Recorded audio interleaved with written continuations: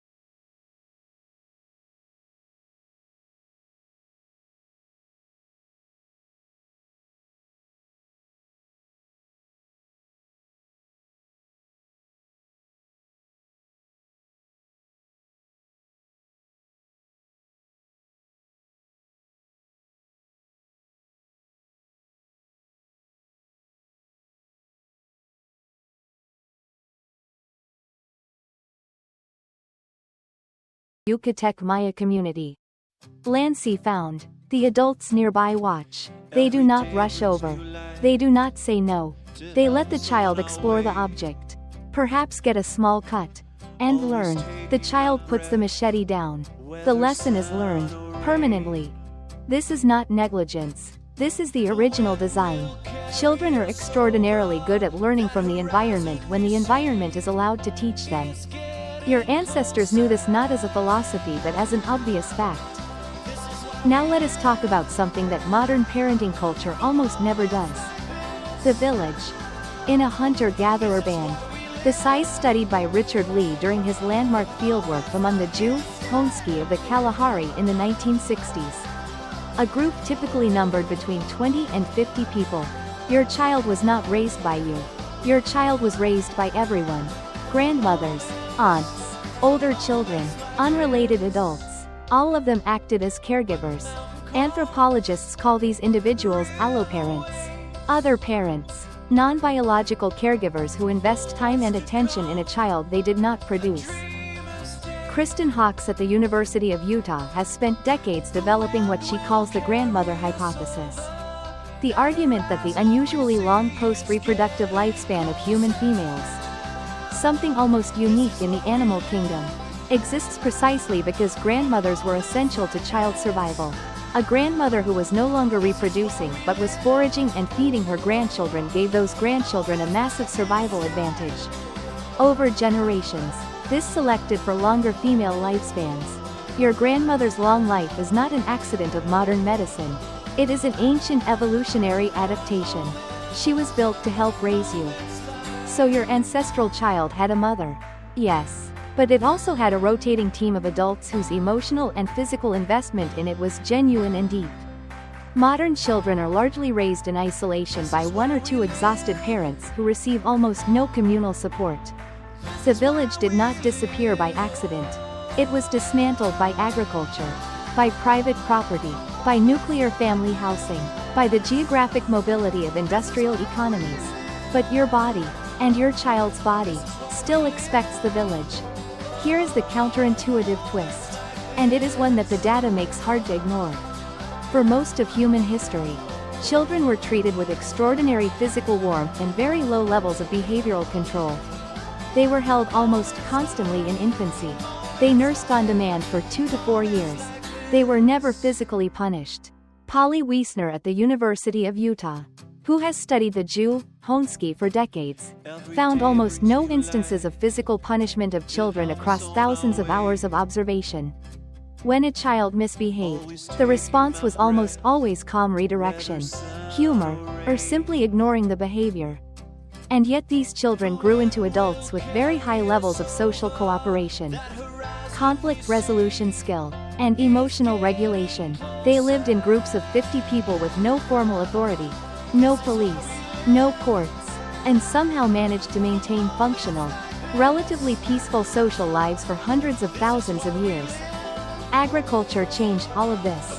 When humans began farming around 10,000 years ago, children became economically valuable in a new way. They could work, and so childhood was shortened. Play was reduced. Obedience became a survival skill, because a child who could not follow instructions in the field was a liability. Physical punishment became normalized, because discipline at scale required tools that worked fast. And the village dispersed, because farmland is owned privately, not shared communally. The modern child is living, in many ways, inside a set of assumptions built for a farming economy that most of us no longer work in. We are preparing children for fields that no longer exist, using methods evolved for a world of scarcity and hierarchy, and then wondering why so many of them are anxious. So let us reconstruct a single ordinary morning in an ancestral camp. Roughly 50,000 years ago, at a site archaeologists might find near what is now the coast of South Africa. Perhaps not far from Blombos Cave, where some of the earliest evidence of symbolic human behavior has been found. You wake up next to your child. They are 3 years old. They have been nursing on and off through the night and they are already awake, watching the light change at the entrance to the shelter. You do not have to get up yet. There is no schedule. The fire outside is still smoldering. Someone in the camp is already moving. Your child slides off the sleeping mat and walks out. You watch them go. You are not worried. There are 8 other adults within 30 meters. An older girl, maybe 9 years old, picks up your child and spins them around. Your child shrieks with laughter. The grandmother of one of the other families is already at the fire, roasting something small and fragrant. She breaks off a piece and hands it to your child without being asked. For the next 4 hours, your child will do nothing that resembles school. They will dig in the dirt. They will attempt to use a digging stick they are too small to control properly.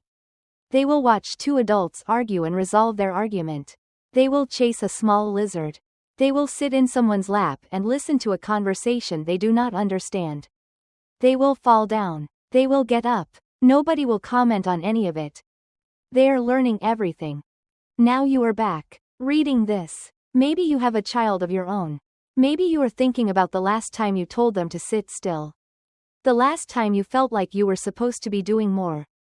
Teaching more. Structuring more. Providing more. The parenting industry is worth billions of dollars globally and it is built almost entirely on anxiety. The anxiety that you are not doing enough. That your child needs more guidance. More stimulation. More correction than you are naturally inclined to give. But your instincts. The ones that make you want to hold your baby when it cries. The ones that make you want to let your child roam and explore and fail. The ones that make you want other adults around. Want help. Want a village. Those instincts are not random. They are 300,000 years old.